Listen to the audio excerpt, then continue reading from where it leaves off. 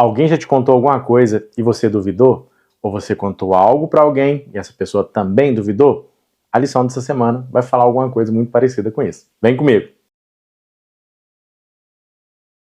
E aí, meus saleiros, minhas luminárias, tudo certinho com vocês? Bem-vindos mais uma vez ao canal Vira Crente. Estamos juntos aqui para estudar a última lição desse trimestre e a última lição de 2024. Tivemos aí momentos muito bacanas estudando a lição, temas fortes demais, eu gostei bastante. Falamos sobre parábolas, agora estamos estudando o Evangelho de João, que lá no comecinho, você vai lembrar isso, você acompanha, eu falei que é um dos livros, é o meu livro preferido da Bíblia, né, o Evangelho preferido. Apocalipse está em primeiro lugar, depois vem João. Mas eu espero que realmente você tenha, esse ano, a lição possa ter te ajudado a chegar mais perto de Cristo. Porque a lição leva a gente para estudar a Bíblia, para refletir. Esse é o intuito e nós aqui sempre tentando trazer para você da maneira mais simples e objetiva possível. E quero fazer o pedido aqui para você se inscrever. Você que está chegando agora, você que está fazendo parte da família Vira Crente, se inscreve aí, beleza? E como de costume, sempre temos um abraço aqui. Hoje é só um, mas é muito especial também. É para o Rosenberg e para os jovens da igreja de Capanema, no Pará. Um abraço para todos vocês aí, meus saleiros e minhas luminárias. Deus abençoe. E vamos para a nossa lição? E o título da nossa lição é Ressuscitou e Comissionou. Nós vamos estudar os capítulos 20 e 21 do livro de João, os últimos capítulos. A lição ela se concentra mais no capítulo 20, que fala ali sobre a ressurreição de Cristo, Maria Madalena, os discípulos, Tomé. Dá uma lida para você compreender. Você lendo, pegando o título aí, agora a gente vai para a tirinha. Eu vou copiar a tirinha aqui hoje porque tem muita coisa escrita, tá bom? Mas a tirinha nós temos aí dois jovens conversando, um rapaz e uma moça. E um jovem aí, ele é bem cético sobre a ressurreição de Jesus Cristo. Olha o que ele fala aí, ó. Os discípulos devem ter derrotado a guarda romana, movido a pedra e roubado o corpo de Cristo. Rapaz, o homem estava bem descrente, né? No segundo quadrinho ele está falando o seguinte, ó. Tudo bem que centenas de pessoas viram Jesus depois de ressuscitado e nem mesmo os líderes judaicos e romanos puderam desmentir. Isso talvez tenha sido uma alucinação coletiva. Bom, quem está alucinado aqui é esse menino. A jovem responde ali com um ar meio sarcástico, né? Desculpe, mas não tenho tanta fé quanto você. Eu sempre falei isso. É preciso muito mais fé para não acreditar em Deus do que para acreditar. Porque a ressurreição de Cristo, ela é clara. E olha os detalhes que esse jovem coloca aqui. Coisas que são assim, meio que absurdas, meio impossíveis. Como ele fala no segundo quadrinho, né, nem os líderes, aqueles que o crucificaram, os romanos e judeus, eles conseguiram negar a ressurreição de Cristo. Mas ele fala que é uma alucinação. Tem muita gente que acredita nisso, que não acredita na ressurreição de Cristo, que Jesus Cristo foi um homem comum, morreu e não ressuscitou, que isso foi uma invenção para poder propagar o evangelho e o cristianismo. Bom, como eu falei, você tem que ter muito mais fé para não acreditar do que para acreditar. Você se lembra na lição passada que eu falei que os líderes que queriam crucificar Jesus usaram de um artifício que eles eram contra, mas na hora que eles queriam aquele benefício, eles falaram bem de César? Pois é, a crucificação ali de Cristo, a mesma coisa. Os judeus, eles abominavam a morte por crucifixão. Lá em Deuteronômio 21, 23, fala sobre isso, dá um detalhe. Então os judeus seguiam a lei de Moisés e eles não gostavam disso. A cruz era feita simplesmente para os maiores criminosos, para aqueles que eram bandidos mesmo. Se Jesus tivesse nascido, vivido, se tornado um rei como o povo queria, talvez nós nem conhecíamos a história dele como conhecemos hoje. Mas Cristo, ele foi para a cruz. O Filho de Deus foi para a cruz para morrer por nós. E não ficou por aí. Ele ressuscitou. Então, os líderes, mais uma vez, se contradizem. Eles buscaram fazer algo contra suas próprias crenças, simplesmente para ter o benefício daquilo que eles estavam tanto desejando. E João, mais uma vez aqui, ele é excepcional. Os 4 evangelhos detalham sobre a ressurreição de Cristo, eles citam Maria Madalena. Porém, João é o único que coloca o diálogo dela com Jesus Cristo. João também traz a história de Tomé. Mais uma vez, João detalha, ele coloca um a mais para poder mostrar para a gente Jesus Cristo, a divindade de Cristo. Domingo de manhã, as mulheres vão preparar o corpo de Cristo adequadamente. Chegando lá, elas não encontram o corpo. E aí João começa a detalhar a história de Maria, Maria Madalena, Maria de Magdala. Muita gente fala que Maria era uma prostituta, mas isso não existe na Bíblia, não tem momento nenhum. Isso aconteceu, acho que se eu não me engano, no 3º ou 4º século, a partir da pregação de um padre, que de alguma maneira ele entendeu que Maria era uma prostituta e coloca ali. A única coisa que a Bíblia fala é que ela sofria muito com a possessão de demônios. E essa mulher teve a vida transformada por Jesus uma primeira vez. Então Maria corre até onde estão os discípulos e ali ela fala o seguinte: o corpo do meu Senhor não está lá, o corpo do Senhor não está lá. Ela ainda se refere a Jesus como Senhor da vida dela.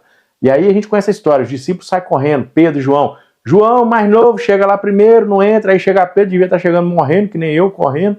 Chega, entra, e eles não veem o corpo de Cristo. Encontram os lençóis lá, dobradinho, bonitinho.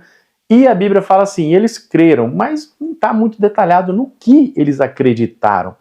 Os discípulos, por mais que eles viveram com Jesus, e a gente conhece isso, falamos aqui durante o estudo dessa lição, muitas vezes Jesus explicava e os meninos não entendiam, eles não conseguiam compreender. Por quê? Mesmo estando com Jesus, eles ainda tinham que amadurecer muito e eles esperavam o Messias que iria reinar na terra. E então, na mente deles, esse Messias não ia morrer. E eles sabiam também que no juízo final existiria uma ressurreição. Lembra da história de Lázaro que nós comentamos? Eles não tinham todo o entendimento que nós temos, mas eles acreditavam. Bom, eles creram e foram embora. Maria continuou ali. E Maria viu 2 anjos. E ela perguntou, vocês guardaram o corpo do meu Senhor? Onde está o corpo do meu Senhor? Olha aí, como já virou mais íntimo, né? O meu Senhor. Ele mudou a minha vida, ele transformou a minha vida. E os anjos ali falam com ela que ela não deveria se preocupar e tal. De repente ela começa a chorar. De repente não, né? Já estava chorando, já estava desesperada. E aí aparece Jesus, mas ela não reconhece. Aqui a gente pode abrir um leque de vários detalhes. Por que ela não reconheceu Jesus? Jesus ressuscitou, já estava numa forma mais bonita, vamos dizer assim, não glorificado ainda, né? Porque tanto quando ela vai tocar nele, ele fala assim, não me toque, porque eu ainda não fui para o meu Pai. Maria talvez estava chorando, com os olhos ali embaçados, olhando contra o sol, não sei. Simplesmente ela não reconhece. Ela acha que era o jardineiro ali do jardim e ela fala, onde é que está o meu Senhor? Onde é que você colocou o meu Senhor? E aí, quando Jesus fala, ela reconhece a voz do mestre.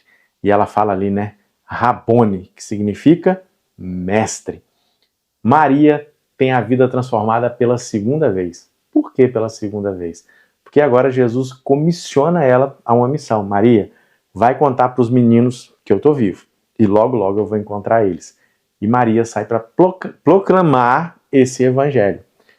Maria teve a vida transformada ali em 2 etapas, vamos dizer assim, né? 2 momentos muito especiais. Quantos momentos especiais você já teve com Jesus? Quantas vezes ele te deu uma missão para você proclamar o evangelho dele? E aí, você está proclamando ou está procrastinando? O que você está fazendo? Maria conta para os discípulos que Jesus ressuscitou. Mas quando nós vamos lendo o capítulo, entendemos que eles não acreditaram nela. Lembra lá no começo do vídeo que eu falei? Às vezes nós falamos alguma coisa, as pessoas não acreditam, as pessoas falam, nós não acreditamos, aquela coisa. Coitada da Maria, ninguém acreditando na pobrezinha. E acontece uma situação, os discípulos estão reunidos a portas fechadas, janelas fechadas, e de repente Jesus aparece. E ali eles têm a certeza da ressurreição de Jesus Cristo. João deixa isso muito claro, é um momento de alegria, é um momento de euforia. Jesus dá uma saudação para eles, né? Que a paz esteja convosco. Que alegria, que emoção, eu fico imaginando essa situação. Jesus dá uma missão para eles e a Bíblia fala que Jesus soprou sobre eles o Espírito Santo. Um detalhe interessante que a lição traz é que quando nós vamos para o original grego, não tem aquele negócio ali sobre eles.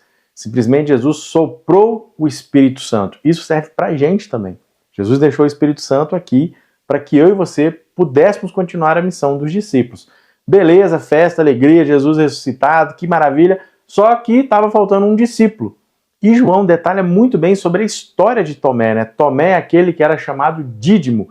Dídimo significa gêmeo. Então, Tomé tinha um irmão gêmeo? Não sei porque João detalha isso, mas a gente sabe que João sempre tinha alguma coisa ali para ligar, para poder deixar um pensamento para a gente. Tudo bem, passa um tempo, a mesma situação. Portas fechadas, todo mundo quietinho ali, de repente Jesus aparece. E dessa vez ele aparece ali especialmente para Tomé. Quando que Tomé fala o seguinte: eu só acredito vendo e tocando. Se eu tocar nele, nas feridas, eu vou acreditar. Sempre eu me incomodei com isso. Mas Tomé, por que você é assim, cara? Mas os discípulos também não foram? Eles não acreditaram na pobrezinha da Maria. Você, meu saleiro e minha luminária, que está aqui me assistindo, você já não duvidou de Deus? Já não deixou de acreditar em muita coisa? E coisas, por exemplo, você está passando por uma provação muito grande, você não acredita que Deus vai te ajudar. Mas se você olhar no retrovisor da sua vida aí, você vai ver que ele já te ajudou em coisas até maiores do que você está passando agora. Então, a fé dos discípulos, ela estava sendo trabalhada. Jesus aparece e aí fala para Tomé: aí, meu filho, você não acreditou? Vem cá, coloca a mãozinha aqui nas feridas. Coloca aqui do lado, aqui, ó, para você ver onde eu fui transpassado. E Tomé, ele usa uma expressão que é uma das mais imponentes, as mais lindas em relação a Jesus Cristo: meu Senhor e meu Deus. Que maravilha! E usando Tomé, João está querendo dizer para a gente que nós temos que ter fé. Ver Cristo ressuscitado não é requisito para acreditar nele. Nós acreditamos que o nosso Senhor e Salvador, que foi morto na cruz, ressuscitou, está vivo e está no céu intercedendo por nós.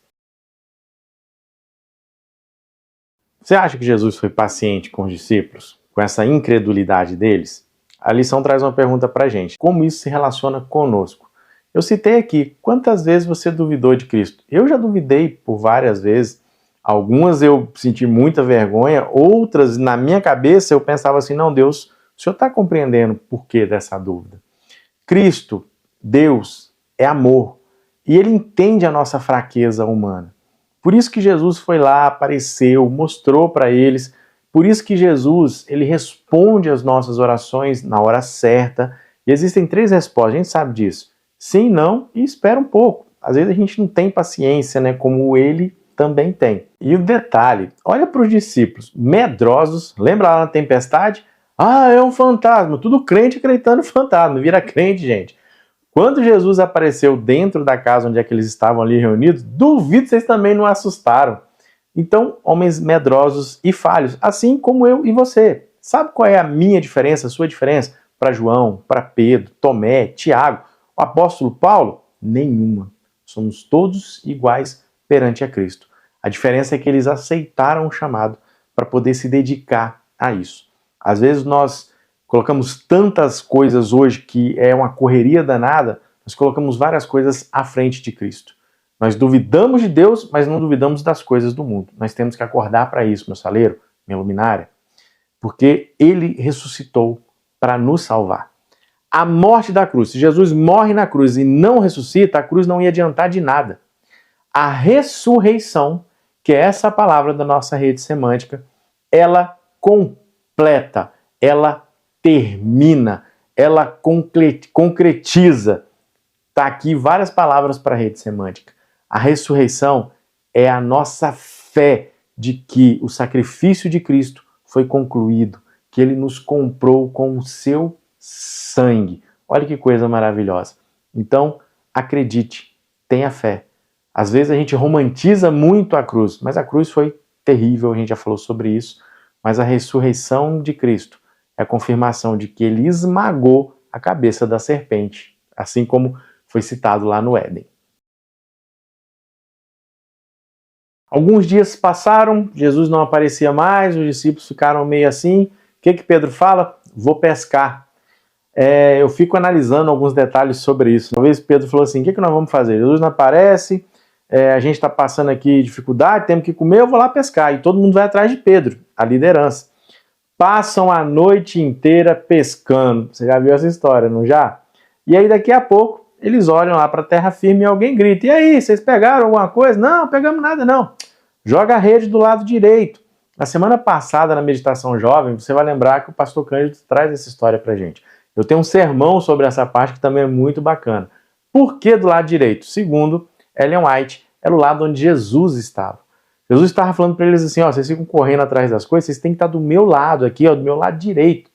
Eles jogam a rede, como nós sabemos, e João ainda detalha, né? Eram 150 peixes, se eu não me engano, ou 160 peixes, muito grandes. Quase que a rede não aguenta. Pedro sai nadando, aquela coisa toda.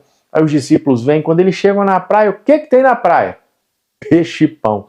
Jesus fala assim, ó, traz um daqueles lá que vocês pegaram. Ou seja, Jesus falando para eles, ei, confia em mim, tem tudo aqui. Vocês estão lá correndo atrás das coisas do mundo, eu já estou suprindo aqui para vocês. É claro que nós temos que fazer a nossa parte. E ali nós sabemos de um diálogo muito bacana que ele tem com Pedro.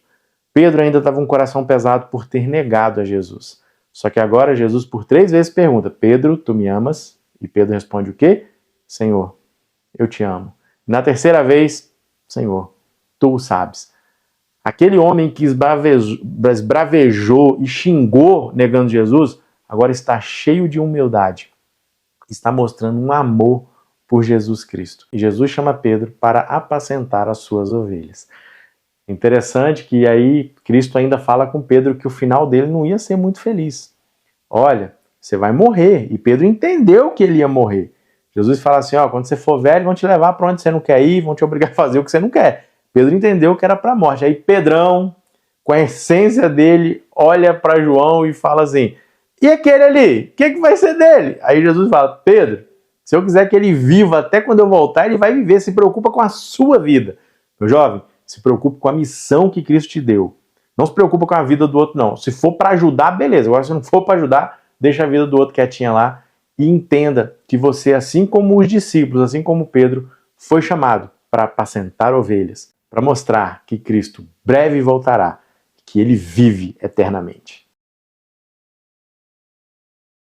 Eu sempre falo o seguinte, Jesus não precisa de advogados, e sim de testemunhas. E Maria foi uma grande testemunha. Como nós citamos aqui, ela chega no túmulo, vai atrás dos meninos, dos discípulos, eles vêm, vão embora, ela fica ali chorando, aí os anjos aparecem, onde está o meu Senhor? Os anjos perguntam, por que choras? Ela, porque levaram o meu Senhor? Tudo aquilo ali. Jesus comissiona ela e ela vai e fala para os meninos que Jesus ressuscitou, ou seja, ela testemunha aquilo. Nós sabemos depois que os discípulos também aceitam o seu chamado. E o evangelho é pregado de forma assombrosa. Jesus sopra sobre os discípulos o Espírito Santo, que não vem ainda plenamente, porque Jesus não tinha sido glorificado. Quando Jesus ascende ao céu, aí que nós sabemos que o Espírito Santo desce sobre eles, depois de 10 dias lá em plena comunhão, e a gente sabe o que acontece com Pedro. Pedro prega ali, milhares de pessoas aceitam Jesus, eles testemunham. A vida deles se torna a Bíblia, que todo mundo vai estar lendo. Isso é impressionante. Quantas vezes nós somos como Pedro? Eu citei na parte de quinta-feira aqui, Pedro fica preocupado com a parte de João e não com a parte dele. Quantas vezes nós estamos envolvidos em um departamento, envolvidos em uma missão, mas nós estamos preocupados com o que o outro está fazendo ou está deixando de fazer? Bom, se eu testemunhar Cristo através da minha vida, através das minhas ações, eu posso ali contagiar aquele que não está querendo fazer nada. E se aquele mesmo assim não fizer nada, Deus vai tomar lá dele lá, ele vai pagar as contas dele com Deus. Vamos fazer a nossa parte.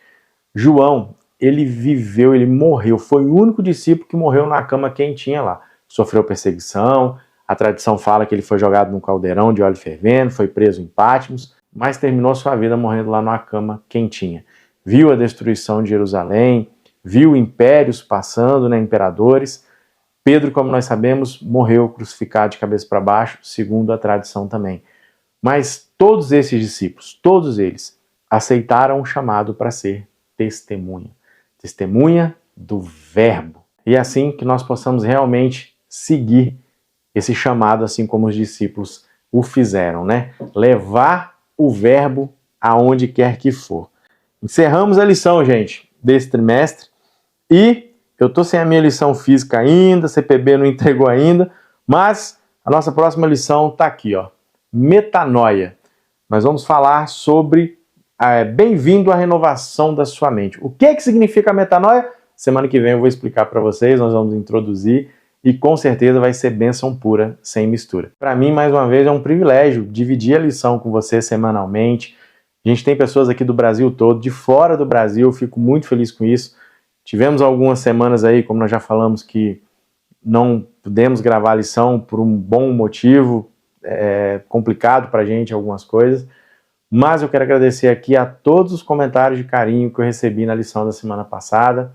Fico feliz, porque é um trabalho que nós fazemos aqui totalmente voluntário, porque nós amamos os jovens, queremos que os jovens estejam ao lado de Cristo. Então, muito obrigado por cada comentário de vocês. Vocês são saleiros e luminárias. Vocês são bênção pura, sem mistura.